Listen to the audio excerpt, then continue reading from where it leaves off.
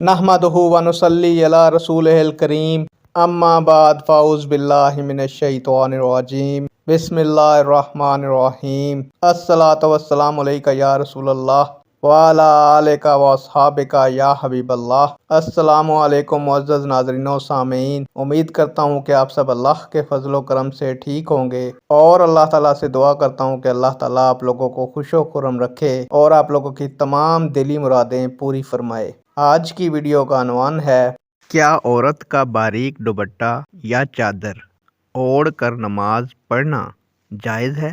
उम्मीद करूँगा कि ये मालूमात आपके इल्म में इजाफ़ा फरमाएगी और आप इस वीडियो को शेयर करेंगे, चैनल को सब्सक्राइब करेंगे ताकि दूसरे लोग भी इस मालूमात से मुस्तफ़ीद हो सकें। बढ़ते हैं वीडियो की जानिब। मुअज़्ज़ज़ नाज़रीन सामीन, जिस औरत का दुपट्टा या चादर से जिस्म का हिस्सा या बाल नजर आए तो उस औरत की नमाज नहीं होगी। जब आम हालात में औरत को बारीक लिबास और बारीक दुपट्टा ओढ़ने से मना किया गया है तो फिर बारीक दुपट्टा ओढ़ने से नमाज कैसे अदा हो सकती है? प्यारे दोस्तों, हदीस पाक से साबित है, हज़रत आयशा सिद्दीक़ा रज़ी अल्लाह ताला अन्हा से मरवी है कि हज़रत अस्मा बिनते अबू बकर रज़ी अल्लाह ताला अन्हा बारीक कपड़े पहनकर हजूर नबी अकरम सल्लल्लाहु अलैहि वसल्लम के सामने आईं तो आप सल्लल्लाहु अलैहि वसल्लम ने उनकी जानिब से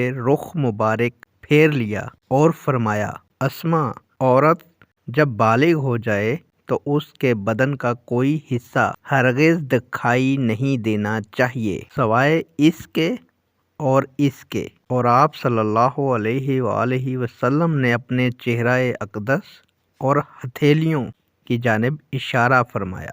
नेक दुआओं के साथ आपसे इजाज़त चाहूँगा। अल्लाह ताला आपका और मेरा हामी और नासिर हो। अल्लाह हाफिज़।